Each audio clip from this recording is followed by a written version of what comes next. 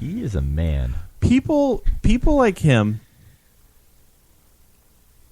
really piss me off. People like him are where Uncle stereotypes come from. Hello. Hey, Eric, how you doing? Hey, man, how are you? I'm pretty good. Before we get into our conversation with you and Foxy Shazam and everything, great. I just want to point out there's a bit that Joe loves to do, and that is not let us know that our guest is calling in.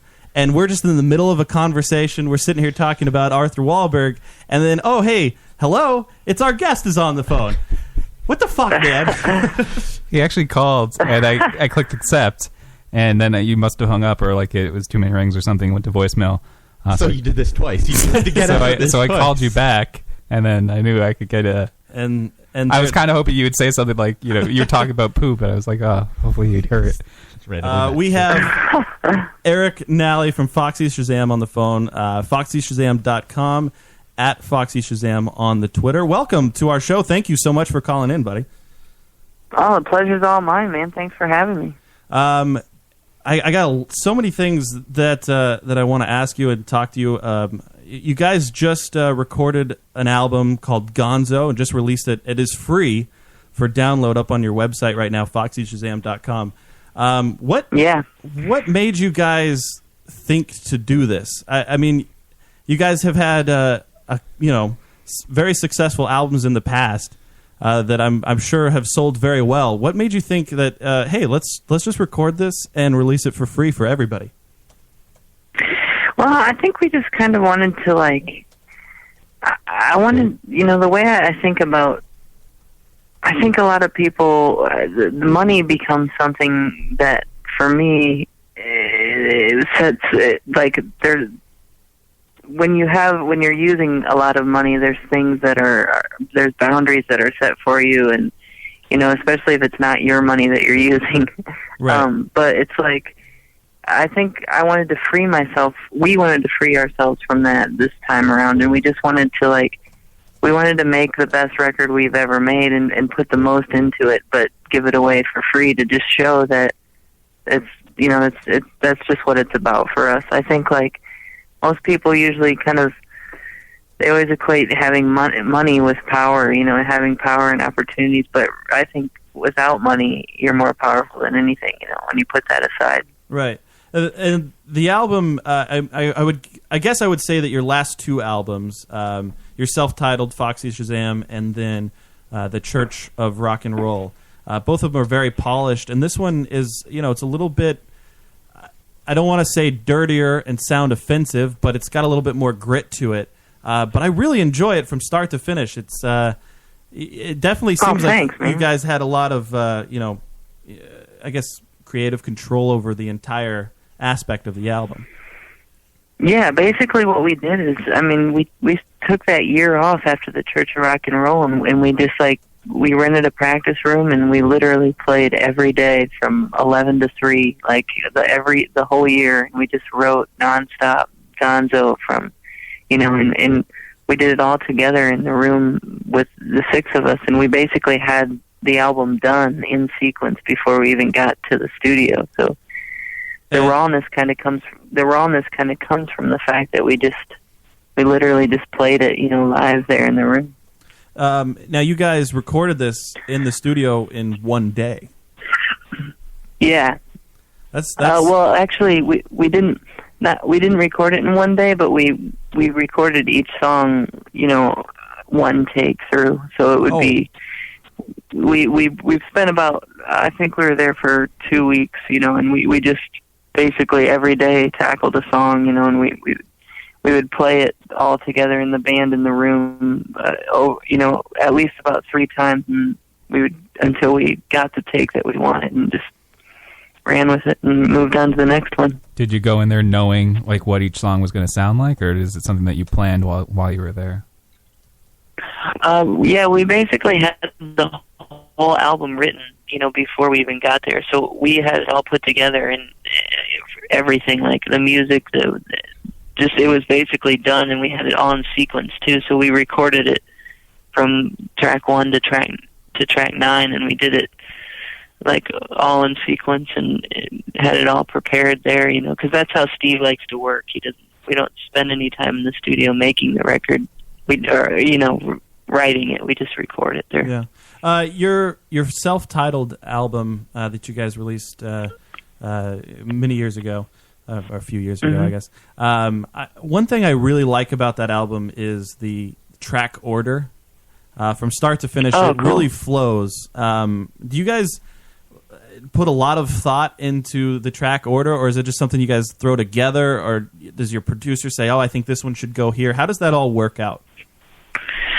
We do put a lot of thought into it. I think it kind of, with Gonzo, it was a little more particular the way we did it, because I kind of had a story I wanted. It's a conceptual record, the first we've made, so I kind of wanted to order them specifically to the lyrical content and the feeling of the songs. But I think, like, in the past, it really depends on just, like, being very cautious of the ride we want to take people on, and, the ups and downs of the album as a whole, and we always put a lot of attention into that before deciding,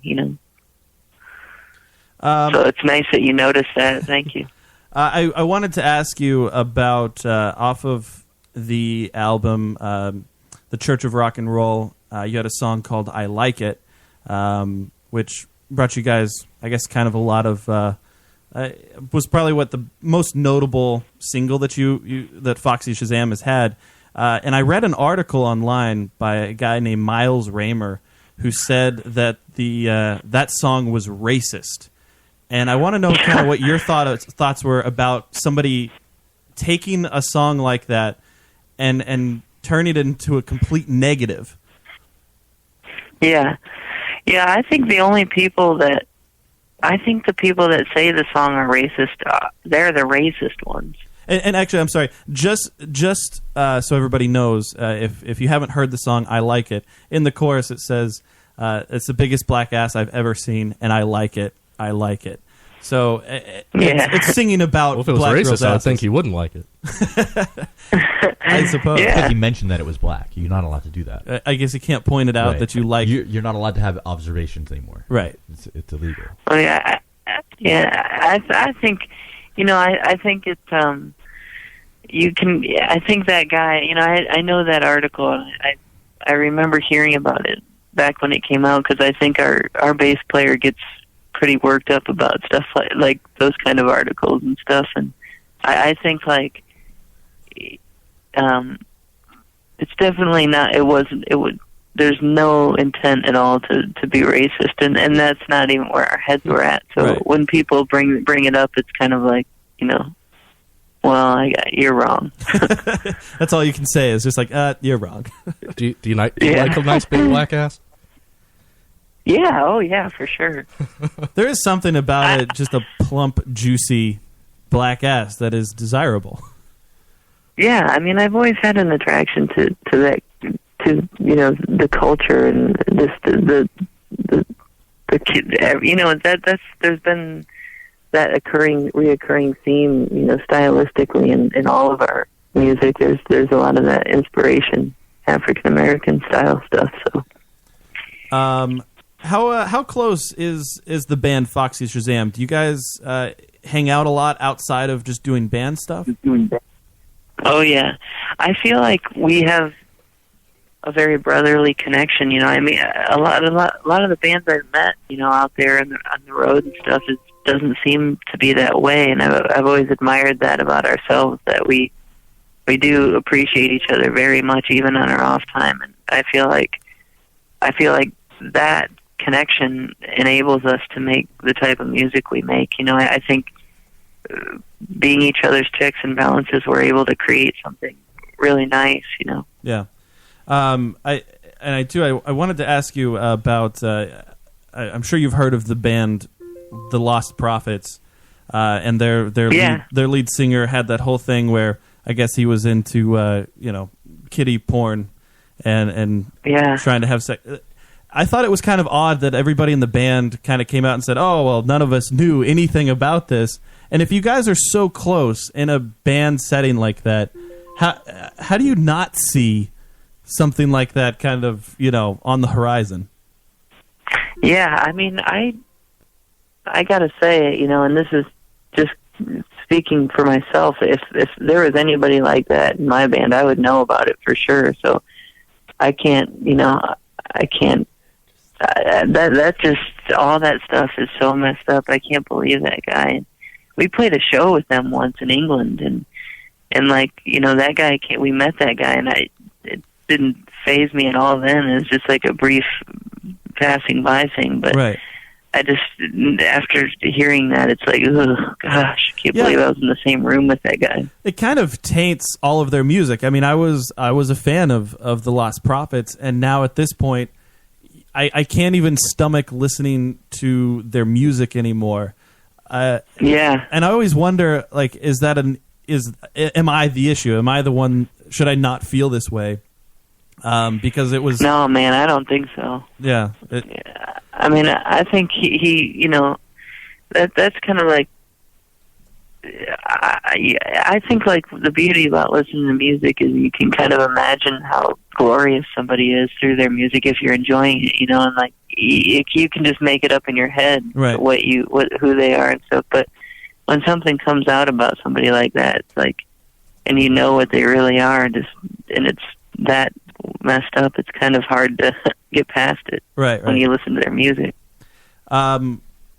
I did before knowing that you were coming on and we were going to get a chance to talk to you. I immediately was on all of these interviews to see what I could read up on and find out about Foxy Shazam a little bit more than just, hey, I really like their music.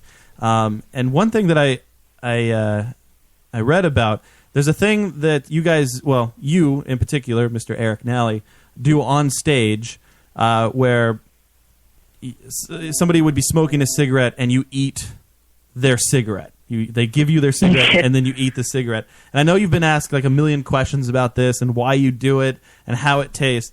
But one thing that I kind of felt a little bit refreshed about was somebody asked you, kind of why you did it, and you said, "Oh, I do it because, kind of to be shocking and, to kind of draw attention and whatnot." And I thought, wow, this is actually pretty cool that you're saying to be shocking, because I feel like so many people would be like, oh, I'm stuck in the moment and this is going to be really powerful, sending a message to all these people watching me. And I enjoyed that you were just completely honest about the answer there. Yeah, that's always been something, I do that, or it's just basically just to kind of get people to be shocked and to, look at me. Yeah, it's pretty refreshing to hear somebody say that. Again, it's just not like, oh man, it's a message I'm trying to send. Cigarettes are tasty.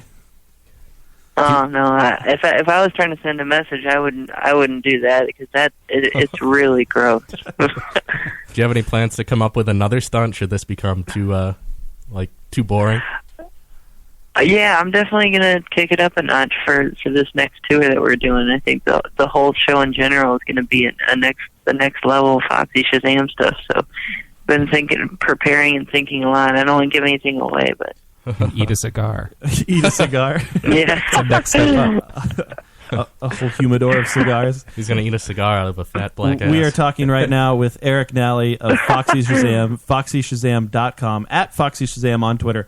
Go download their new album, Gonzo. It's completely free off of their website.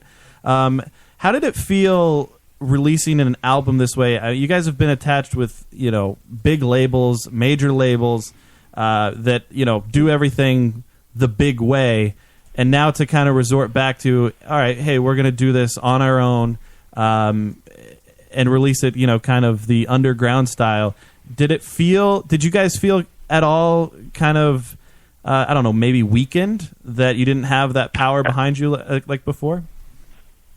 No, I think it was, that when you think about being an artist and making a career out of it, there's, when you first get in the business, there's all the, and I'm talking about like the business side, like labels and all these people that have these certain like rules and expectations and they say things to like make you think it has to be a certain way, and like when you make a record like Gonzo, like we did, and release it the way we did, I think there is, it takes guts to get past that, to like block what they're saying and just be like, no, actually, you don't need to do it that way, and you just kind of have to get in touch with yourself and do what you know to be is right, and not what they tell you, and I think that's the scary part for me. But after we did it, it made me feel like we were above them, like we surpassed what we could have done, partners with anybody else. Like I feel like now Foxy Shazam kind of exceeded any of those rules, and we can play our own game now, above that. Very, very cool. How does it feel like when you guys are compared to artists like Queen and Meatloaf? I always want to. I think. I'm sorry. I think there was like, a little interruption there. I'm sorry. Yeah, okay. When somebody compares you to these bands, I know some artists get really frustrated and annoyed, like, oh, well, we have our own sound, and people are always comparing, this to that. Do you guys ever kind of get annoyed that you guys sound kind of like Queen or Meatloaf? I mean, I think as long as I don't compare myself to anybody, when I'm making it, that's important for me, is that, whenever anybody hears the music, they're welcome to compare it to anybody, and that's fine with me if they need to, and I'd also encourage them.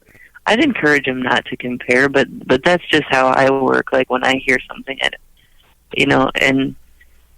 but it doesn't offend me or upset me at all, and it's very complimentary, I guess. As long as they're comparing me to someone who's good. Very, very cool. Again, it's FoxyShazam.com, at Foxy Shazam on the Twitter. Gonzo is free, and you guys are about to hit the road. You're actually coming to Boston. You're going to be playing at the Sinclair. I believe it's what's the date over there for Boston? I think it was May 29th. I'm not exactly sure. Yeah, May 29th.